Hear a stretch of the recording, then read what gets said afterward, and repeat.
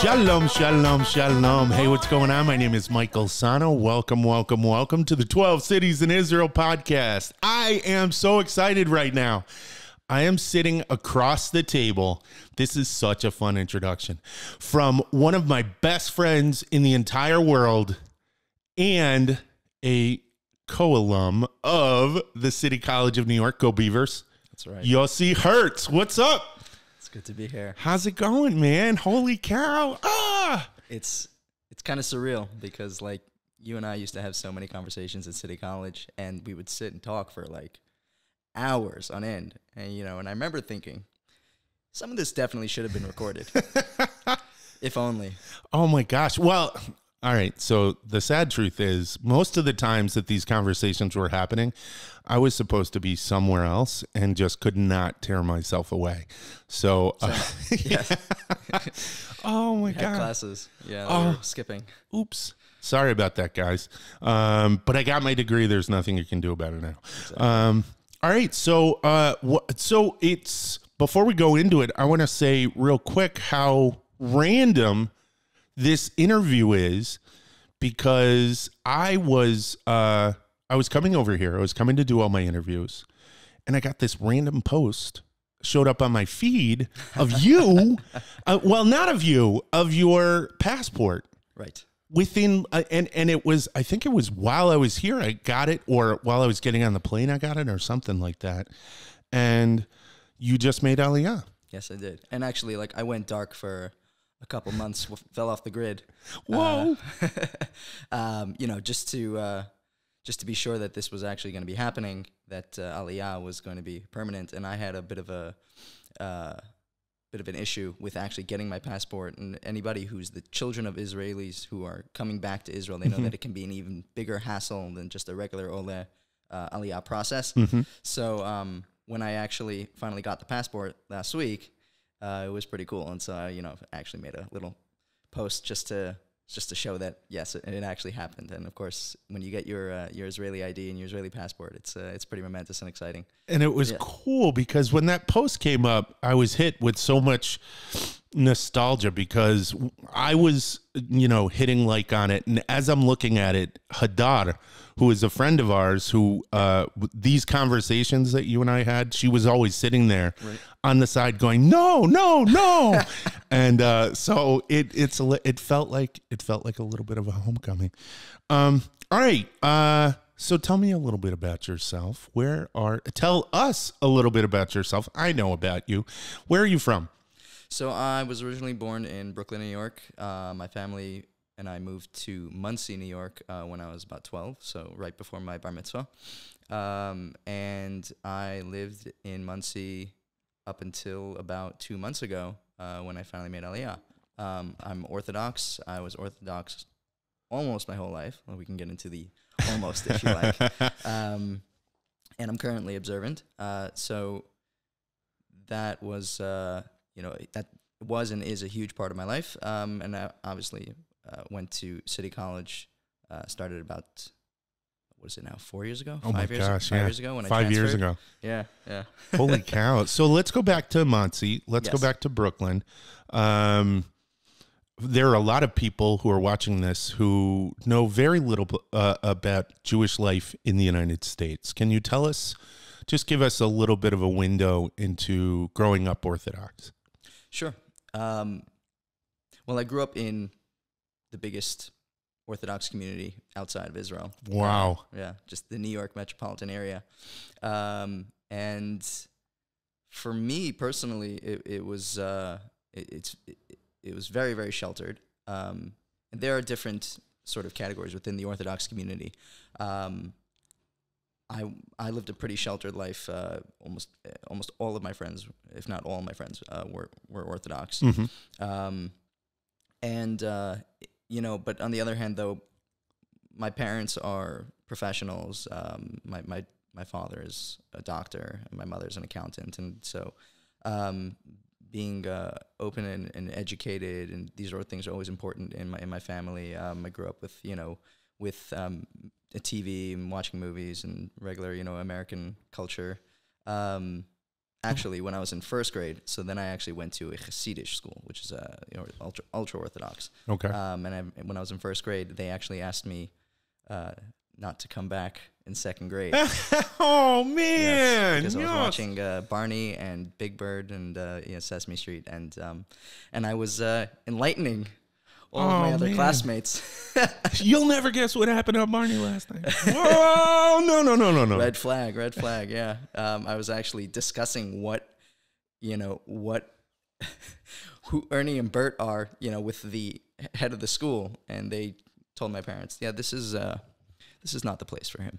This is not going to work. Yeah. So I switched to another school that was it wasn't ultra Orthodox. It was just very Orthodox. Okay. In other words, when I was in ultra Orthodox school, so everyone spoke in Yiddish, and I speak fluent Yiddish. Get out of here. Yes. Holy cow, that's so amazing. So yeah, no, it is. One of the professors that I had at City College, he specifically came to City College because Yiddish is dying outside of, I mean it is. It's and there's this big revival academically to bring it back, and you lived it. Right. Well, so even in the ultra Orthodox world, whether it's, well, I guess I'm talking specifically about the American ultra Orthodox community. Okay. The Yiddish is actually being replaced by Yenglish, which is a pidgin. Wow. It's an amalgamation of English and Yiddish. So people will say something like, ich habe gegangen to the supermarket, and es was given so nice. So it was a shiny selection. They'll throw in English words, and many of these kids growing up, that's the natural Yiddish that they speak today. Which is the Hebrew that I speak now. So yeah, I speak Hebrew. So wow. Yeah, that's actually happening. And I had a conversation with my my aunt and uncle maybe about 8 months ago or so, when we were talking about how Yiddish itself is, outside of the Hasidic community is never spoken, and it is a dying language. But I personally am not too broken up about it. My aunt was very broken up about it. But and this has to do with Zionism and the progression of Jewish history and the Jewish people. I don't see Yiddish necessarily as a Jewish language. Hebrew is a Jewish language. Wow. And we've had different languages over the millennia as Jews that we've spoken. And Yiddish was one that started, about in the 1300s, 1200s or so, medieval. As a conglomeration of numerous language intermixed with Hebrew. Right. But the text is in Hebrew. Right. Correct? Yes, but it's German and sometimes a little bit of Russian mixed with Hebrew. And it is what it is. Like, okay. If you want to be a Jew that stretches back with 3,000-year-old memory, Yiddish is less significant than people. Right. Yeah. Wow. It's a little road bump. Oh. But it has a rich history, though. 100%. Yeah. Absolutely. I don't denigrate it. I don't see it as like as a negative thing. And it's actually, considering the influence of Hebrew on Yiddish, it's a beautiful language. I have friends who can't stand it. Which is funny because in the beginning, I don't know how much you've delved into pre-Zionist history, but the Bundists, yes. the people who started it, they were averse to Yiddish. They thought it was a peasant language. Right. I'm not saying that it is. I'm not saying I subscribe to that. But when that was their perception, yeah. Yeah, when they were deciding, okay, what are we going to use as a language in the new state of Israel? These were Theodore Herzl conversations. That was the perception, but it's persisted, which is interesting. Right. Now, one of the things that I want to ask about, so you've been inside this community, you grew up inside this community. Yes. What's the feel towards Israel? Negative. Okay. It's a negative feel towards Israel. Overall. Now, it ranges, right? So it's, I can't, it's your perception, that's all. Sure. Well, so I mean, if I had to, sort of dumb it down into one word, and obviously you never want to dumb things down. And we have enough time here. Welcome to a city college education.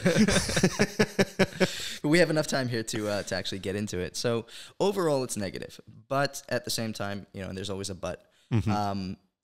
Things have changed. And it also depends, and this is the real question. Okay. What do you mean by Zionism? Well, I didn't say Zionism. I was very careful not to. Excuse me, you said Israel. That's yes. true. And so do you mean Israel today? The state. The state. Yes. The state is actually the feeling towards it is from, okay, so first of all, we have to take a step back. Please. If we're talking about the modern Orthodox community, it's overwhelmingly positive. Wow. Okay? Awesome. And if you're talking about the ultra-Orthodox, it varies from overwhelmingly negative to overwhelmingly positive to... we'll suffer this. Yes. Or sort of just, this is the state that is currently legislating and controlling our lives. And not only that, but there is, according to Jewish law, you would have a responsibility to follow the law of the country that you're living in. And it doesn't matter that it's a Jewish state. It's the same as any other country. That, I would think, is the attitude of most. Recently, there have been some issues with army service that have become, I would say, they have become more prevalent and are public issues that are being debated currently in Israeli society. Which I'm talking specifically about, about the IDF and the requirement of yeshiva boys to serve, perhaps. Right, so for yeshiva boys, I mean, guys who are sitting and learning Torah 24/7. Right, they had a how would you call it, an exemption? Yes. Right, that started. They had a waiver. Yes, it started with Ben Gurion, and the amount of students who had an exemption was like a few hundred in 1948 or 49 when this was. Well, actually, no, the war was over 49, so it was probably a little bit after that. But that number has exploded, and now you have tens of thousands, if not hundreds. Well, you have very large families, so right. who are involved in these communities, right? Yeah, and so they feel that they should not be forced to serve in the army. Oftentimes, they even give the reason that they're sitting and learning is helping to protect the Jewish community, the merit of it, the spiritual merit of it. If you're secular, you probably won't find that very convincing. And so, for example, I have a chamsa on the wall. I think I'm fine. Not you. I was using no. third person here. So that's what I was doing. I'm sorry. Oh, I don't actually have one. It's in a bag over there. Sorry. Go on. I interrupted the flow. Keep going. No worries. So, this is what's become prevalent now, especially with it used to be Yesh Atid, which was headed by Yair Lapid, and now it's become part of the sort of the issue with or part of the agenda with Kachol V'Lavan. Many people, though, who are part of Likud also sympathize with this sentiment. And these are all political parties, just for those of you who don't know. Right, absolutely. Yeah, sorry, I should have... No, you're fine. You're fine. That's what I'm here for. Don't worry about it. You're cool. To keep me honest. Yeah. So anyways, it varies. I would say, so it varies, and it also, there's a lot of minutia involved when it comes to Jewish law. And we don't have, I don't think, enough time to go into a lot of the minutia. The minutia, right? Yeah. But my personal story is that my great-grandfather was an Orthodox, ultra-Orthodox religious Jew. He came from the Hasidei Gur. Ger today is huge in Israel. It's a follower. It's a Would you pull the microphone a little closer? Sure. It's a Hasidic sect, and they're very, very large here in Israel today. And yet, despite the fact that many of them are sort of on the fence about Israel and about Zionism, but my great-grandfather loved the land of Israel. And we're talking about in the 20s and the 30s. And this is a good story. So, and please, I don't know if I told it to you. You've never told me. Okay. See, I can't remember because we've talked so much. I can never remember, have I told this to Michael? What ground have we covered? Right, exactly. My great-grandfather decided that he wanted to live in the land of Israel. They were living in Poland, in this little town called Revivo, and which is right near Warsaw. And my great-grandmother thought that he was certifiably insane to want to do this. Yeah, I mean, we're talking about a time when, you know, during the British Mandate of Palestine, the land of Israel was a backwater. There were the amazing infrastructure and society and all the amazing things that Israel has built today, you know, obviously totally didn't exist. So her number one question was like, why would we go to this place? It's dangerous. Like just the fact of personal safety and security was an issue. And then on top of that, she said, you know, you have a livelihood here. You have a way to make money. Why would we uproot ourselves? And they would have this argument constantly. So they went to this really, really holy rabbi who supposedly all of the women listened to, because he was just known as to be such a holy person. And he agreed, said, listen, let's go to him, and whatever he says, we'll do. And they went to him. She said her side. He said his side. And the rabbi basically sat there, very old man. And this was in about early 1930s. Wow. Hitler had already been elected, or the Nazi party was on the rise. Wow. And he said, we have to, I'll say it in Yiddish, you have to run or flee as if we're running from a fire. And that was it. That was the end of it. They started packing, and he actually moved to Israel and found work as a shochet, someone who does kosher slaughter of animals. And eventually he became a rabbi here in Israel, which was... you seem to be getting... I'm kind of emotional. I'm like... I've got like shivers just hearing this story. Go, please. My grandfather at the age of 14 was the last one of his family to make it out. He had two sisters actually visited his grave yesterday. He was 14 years old. It was a few weeks before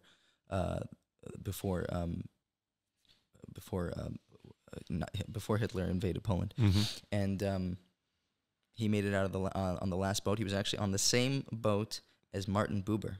What? Yes, and he actually went and attended a lecture of his on the boat. Holy cow! Yes. Whoa! Yeah. Wow. So pretty cool story. And we asked him once about the lecture. He said it was not bad. You know, Buber was a total secular humanist philosopher and one of the greatest of the 20th century. And my grandfather was 14 years old, orthodox, but ultra orthodox kid from Gur. And he said he enjoyed it very, very much. Wow. So it is in your blood. Yeah. It really, really is. So love of Zion, I would say, is in my blood. Whether that the Zionist movement was extremely secular and dominated by the secular by the 10s, the 20s, the 30s, the 40s. But my great grandfather eventually became the rabbi of a town here in Israel today it's called Maskeret Batya. Back then it was called Ekron, and Ekron was one of the first, if not the first, religious kibbutz to actually be successful here in the land of Israel. And he was the rabbi of the town from 1949 or 48 to 61. Holy Joe, that's crazy. Yes. Wow. So, my next question was going to be, you have family in Israel. Where do they live? How big are they? And all that. There you go. That's my next question. I have family from my father's side. They live in Haifa. They live in one of them used to live in Modi'in. I'm not sure where they're living right now. And then from my mother's side, I actually have an aunt and a first cousin who live actually like literally across the street from me in Jerusalem right now. Wow. So a lot of connections and. Well, that's easy for coffee and sugar. That's perfect. Yeah, absolutely. No, it's great. For anybody who's contemplating Aliyah, I will tell you, having family here really, really helps, and you need to find ways to make to make them a part of your lives when you arrive. Can't be strangers. And if you don't have family here, then they need to make family. Definitely. In other words, this is a Jewish state, and we're all Jews, and we're all part of the same family. So that's awesome. And that's that'll lead, if you want, we can talk. That leads us into our next part of the conversation, which is about what is the Aliyah process like. So before we get into what is the Aliyah process like, because what I want to do with that is I want to close out with that, because that's your future. Right. Let's go a little bit to back into your past. Sure. You're on campus. You're from the Orthodox community. Right. Different levels at different times. Now you're on a normal American campus, a diverse campus where the percentage of Jews is significant, I would say, because it's in New York. It is the Jewish Harvard, go Beavers. But still, it is a minority. Right. What's it like? Well, for me, the first experience was simply just acclimating to a co-ed environment. I didn't even think about that. Yeah. Holy. I was never in a class with other girls in my class. So that in itself was brand new. I started off at SUNY Rockland, which is right near, it's in Muncie, where I grew up. And then I transferred to City College. And obviously always the most bizarre part, although eventually, I got over it. I got used to it. It wasn't that difficult to get over. It was pretty weird and interesting in the beginning. Although it's definitely not the same as like being in high school, because when you're in college, people are more mature. So there are sort of tales that you're told in growing up in Orthodox yeshiva. You're gonna of the crazy promiscuous college environment. Whoa! Right now, most Orthodox Jews who go to college in New York. And I mean specifically those who go to college in New York, not those who live not those who live in New York but go to college somewhere else. Yeah. They don't have that promiscuous experience because of CUNY City College. It's a commuter college. Okay. If I had gone, let's say, to Binghamton, which is where I was considering at one point, but any of these places where you dorm, then you might have that experience. I went to CUNY. It's much more professional, and maybe a more appropriate atmosphere than other college. I think any commuter college is like that. There's also a structure there, though, for Jews, a lifeline to the Jewish community in Hillel and Chabad, and they're very active at City College, and you were active within them. Can you go into that? Sure. I mean, Hillel and Chabad are active all over the country. I was the president of Hillel at SUNY Rockland. But what's interesting about that Hillel is that it's run by a Chabad rabbi. So I got the best of both worlds. And then when I went to City College, then my focus shifted to Israel advocacy work on campus, and so I was simply just I would attend Hillel and Chabad, which they have separate events at City College. Yeah. Now, Israel advocacy on campus. Okay. So now we're getting into this. And this actually comes back to the question that you asked about 3 minutes ago, which is what is it like to be a minority as a Jew on campus? The general feeling is that you can be a Jew on campus and there won't be any issues. Just don't talk about Israel. That's all. Wow. Okay. Now, I have to qualify that. It does depend on which college you go to. And in fact, I think more colleges that you go to that are further out in the Midwest, assuming that they're not Ivy League, but, colleges where, let's say, the politics are less focused on, or they're just less. Depends on where they rank in the NCAA. No, I'm not even kidding. Go on. Yes, but especially with the Ivy Leagues. But you can have some campuses where just students are not interested in politics. They have other interests. So they might be partying. I mean, the first state that comes to mind for me is like Penn State, which is out in the middle of nowhere. Even though it's a massive college town, but they don't really have anti-Israel issues because it's just not something that's on their mind, and it's also, I think, perhaps the identity politics that are prevalent on college campuses just hasn't reached them as much. Okay. So at the end of the day, though,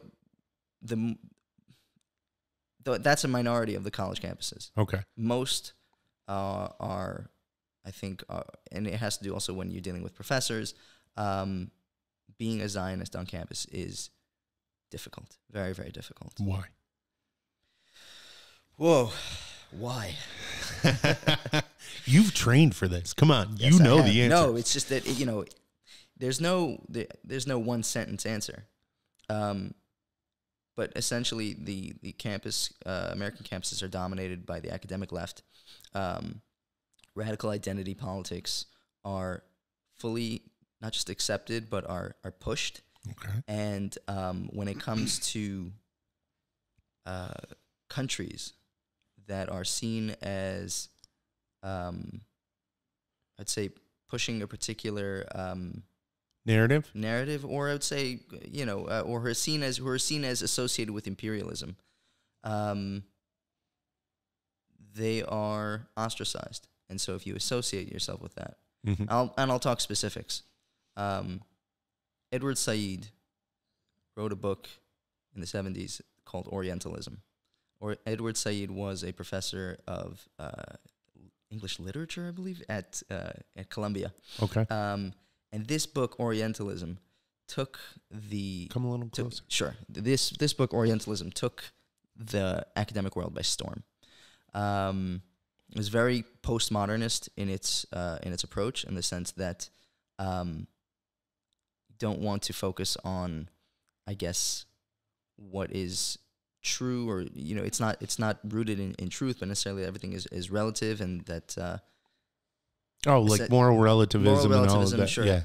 Mixed in with, and then what he did was he mixed that with an imperialist worldview that included Israel as an imperialist. Now, before the 70s, and really before the 6-Day War, Israel wasn't seen as an imperialist by a huge amount of people. Now, by the Arab world, they were, and but most academics were not on board. That sort of shifted with Israel's taking over or doubling in size essentially after it was attacked during the 6-Day War, and with the occupation of the West Bank and Gaza.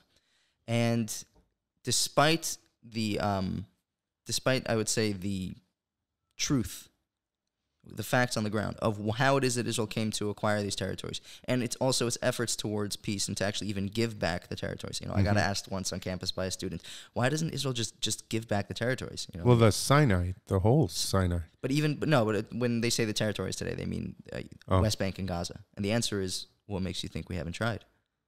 Well, there was the pullout from Gush.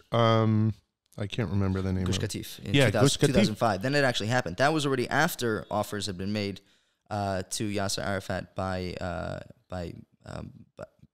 Clinton, and well, not by Clinton, but by who the Israeli prime minister at the time was Barak.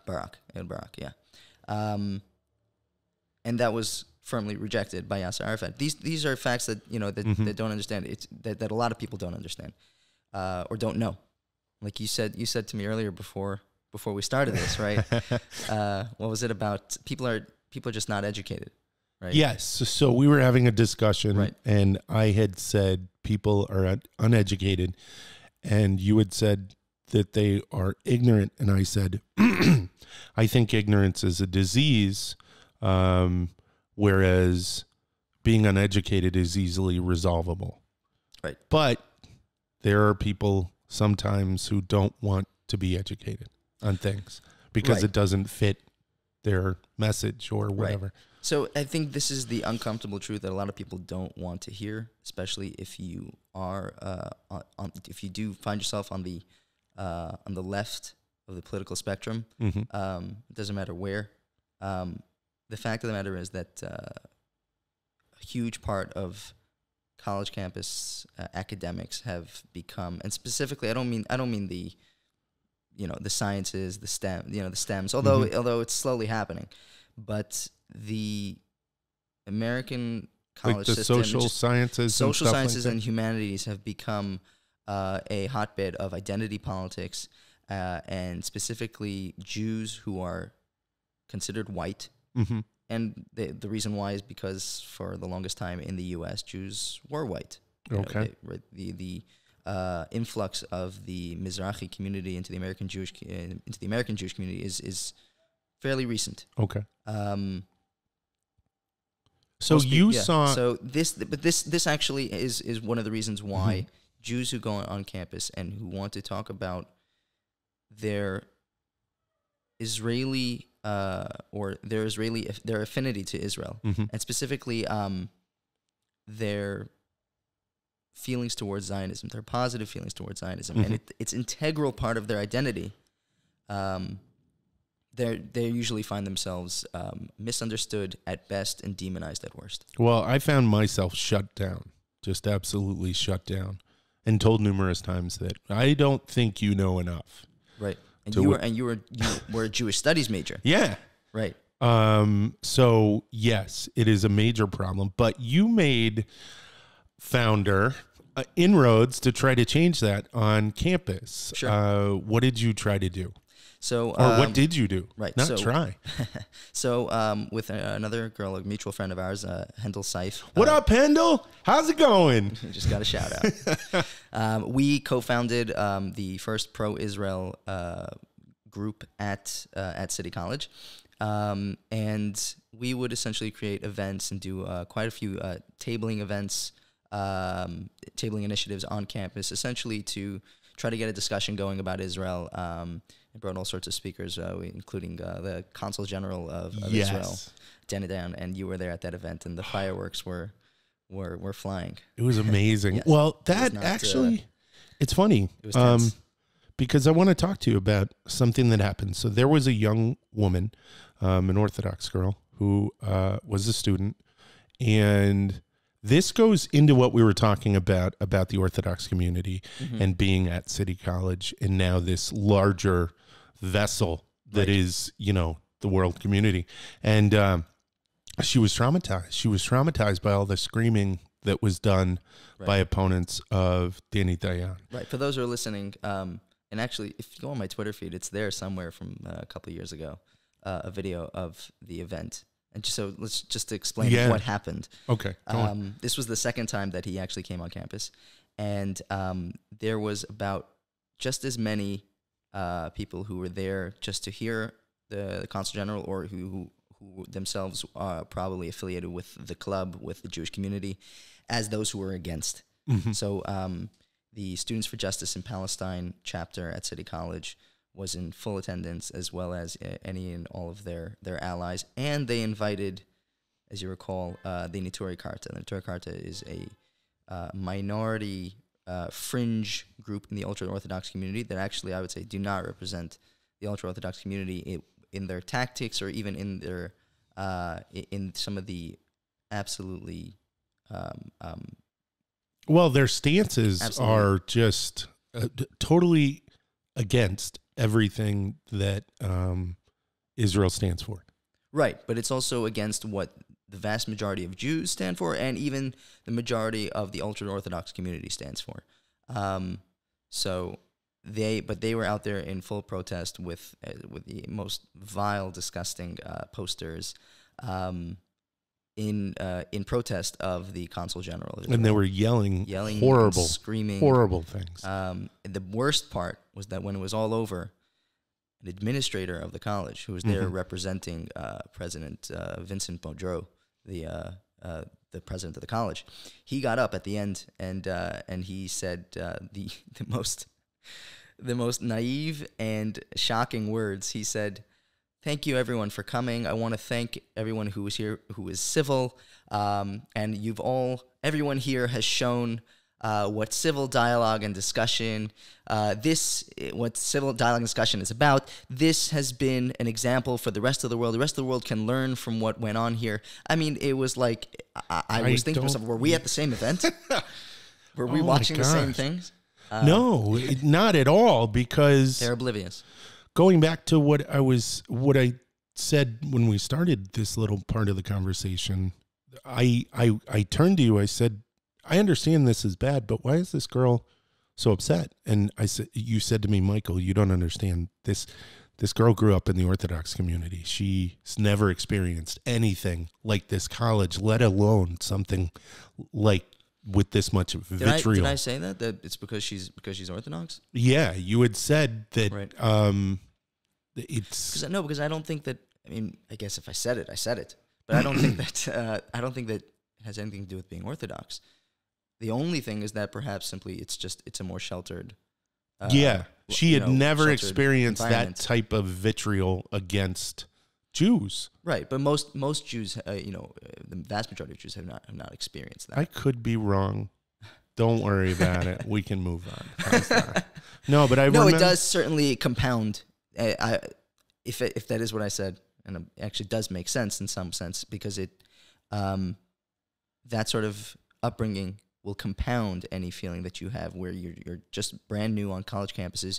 You're already feeling a little bit out of place and just trying to fit in, and then all of a sudden you get this crazy demonization and delegitimizing of your identity. And in full view of campus administration. I mean, you can't make this stuff up. No, and I felt horrible. She was crying. She was inconsolable. Mm-hmm.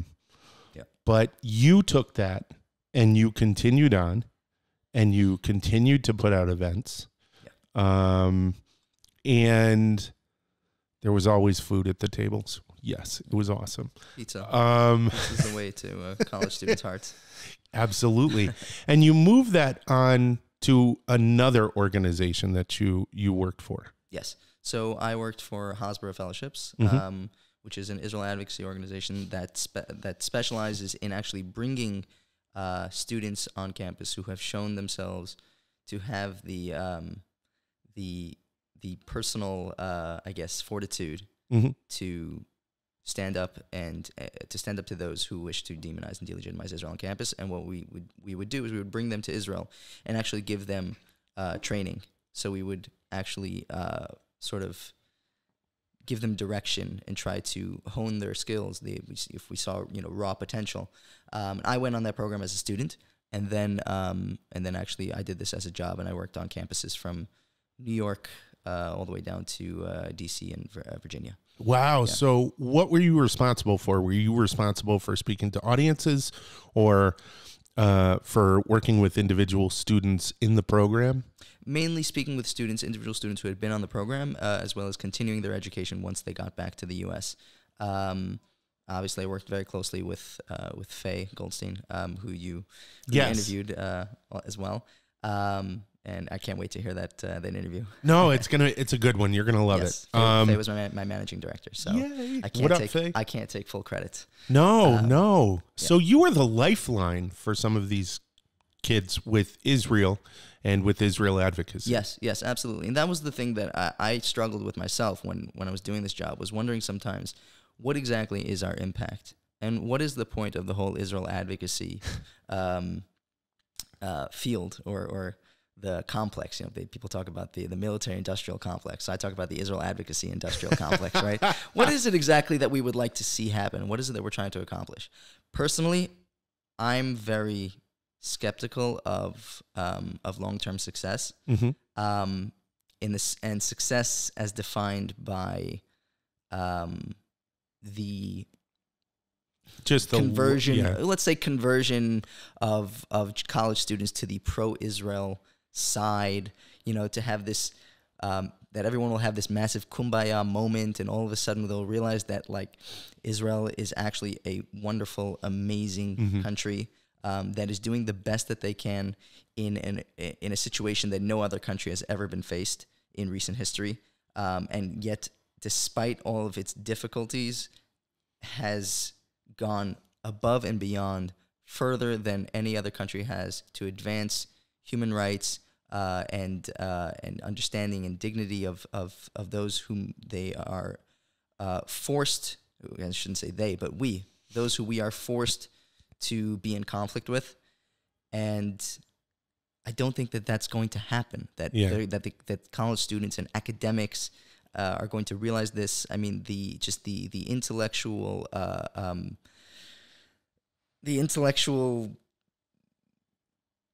How do I even put this? Well, hold on. The hole that they're in is too deep. The intellectual hole that they're in is too deep. And so what's the point?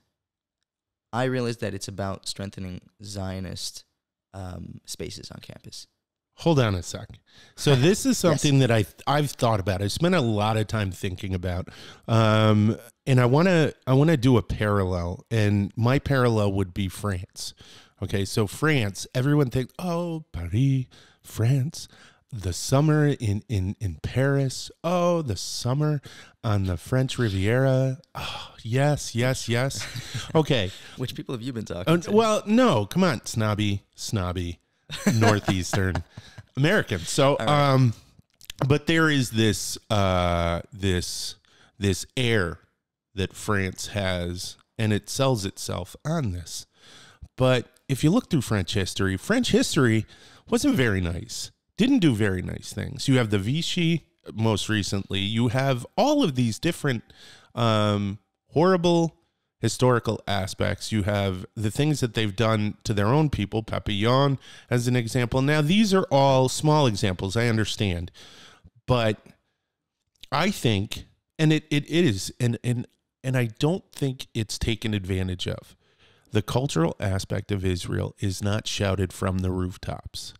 The great things about Israel are not shouted from the rooftops. We're defending from a position.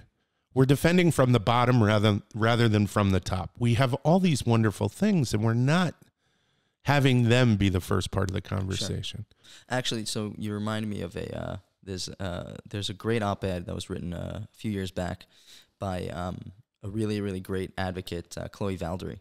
And essentially, she categorized the two types of advocacy, of Israel advocacy, that are out there. Mm-hmm. One is the kind that essentially focuses on defense, focuses on what are the anti-Israel claims, what are the most difficult questions about the conflict, and let's go and educate the campus, and let's have a conversation about that.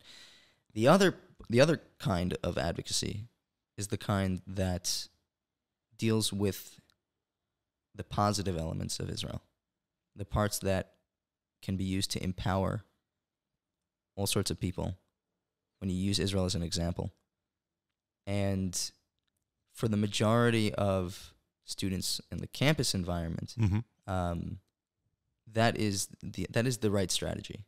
I mean, it has been changing. Okay. But in the sense that more and more students are finding themselves less sympathetic towards Israel and more sympathetic towards the Palestinians, which is happening for a variety of reasons.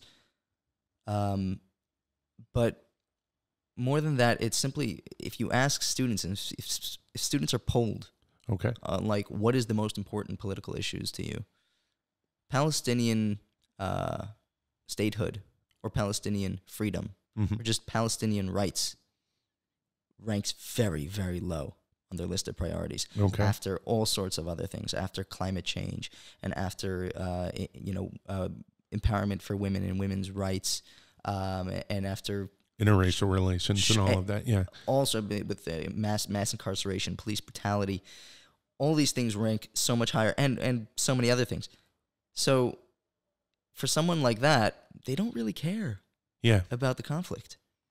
They want to know, what can Israel do to help me with the things that I'm interested in?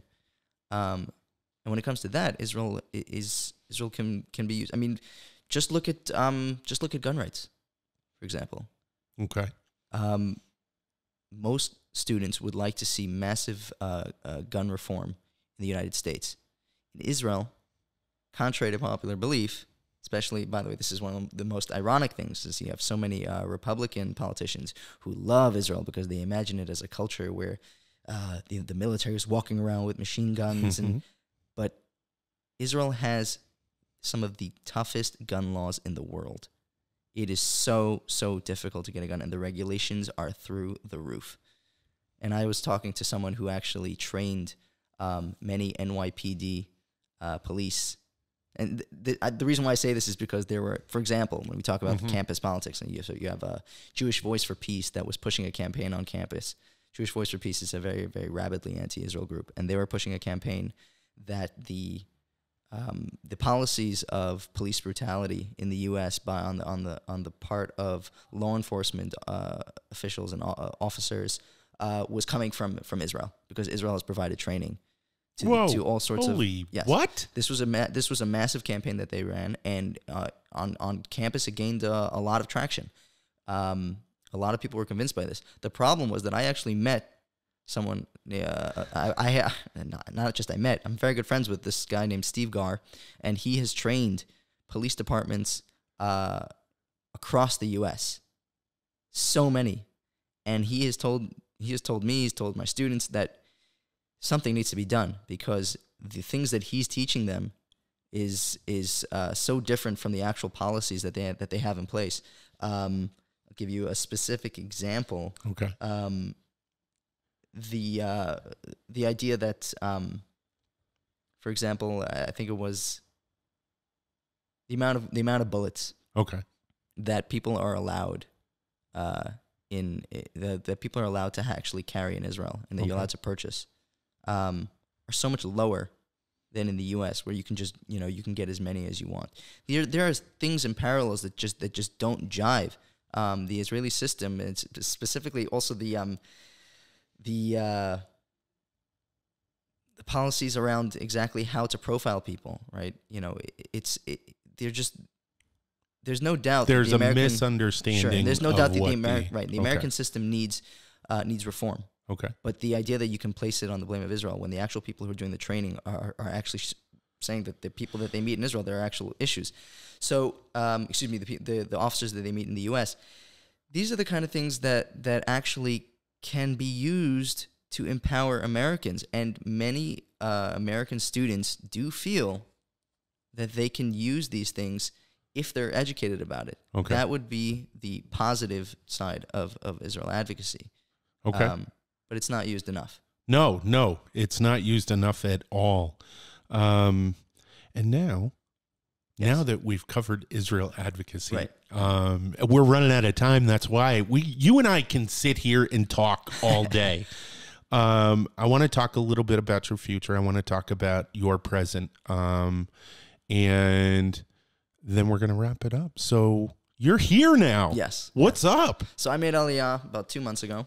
And full disclosure, I'm about to turn 28 years old, and I'm actually trying to draft into the IDF. I don't know if it's going to happen.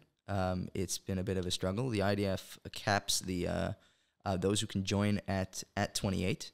Once you've turned 28, even at 27, 26, they don't make it easy, because you're not required to serve. I think the requirement to serve, if you make Aliyah as a male, not for girls, it's I think it's a bit younger, but for men it's 23, and after that you can join, but you're exempt. I was already turned down, and I went and reapplied, and trying to work the system, see if we can find some connections. You need me to call someone? I'll call someone. I got about 14 people I can call. Please. Yeah, that's why I got to be open about this. I need all the help I can get at this point. And if I do get in, it would be a year and a half of service at least. When? I used to say when, but now it's already got turned down once. So now, I got to hedge my bets. So anyways, that's basically, this has been a dream for quite a while for me to actually come to Aliyah. I'm here. I'm trying to do my best to make it happen. Yeah, I'm not sure what else to add to that. I guess, stay tuned. Don't worry. Yeah, definitely, because you will be back on the show. Don't worry. All right. Yossi. Oh, it's so great you're here. I'm so excited. Michael, it's been a pleasure and an honor. It's been a long time coming. Awesome. So thank you.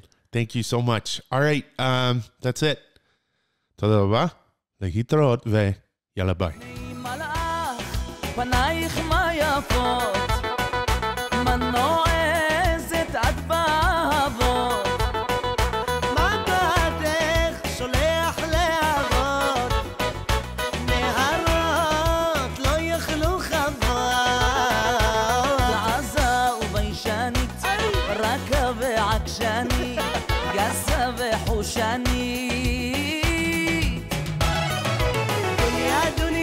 תמיד עוקצת כמו מלכת דבורים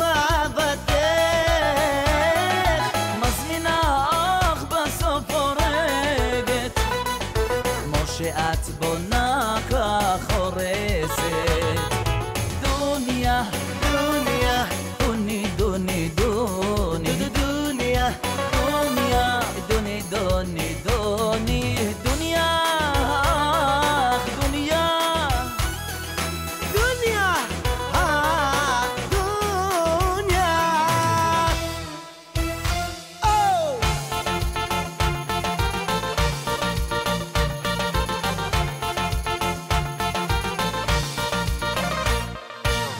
את זוכרת איך נשקת עיניי, את זוכרת איך בכית אליי,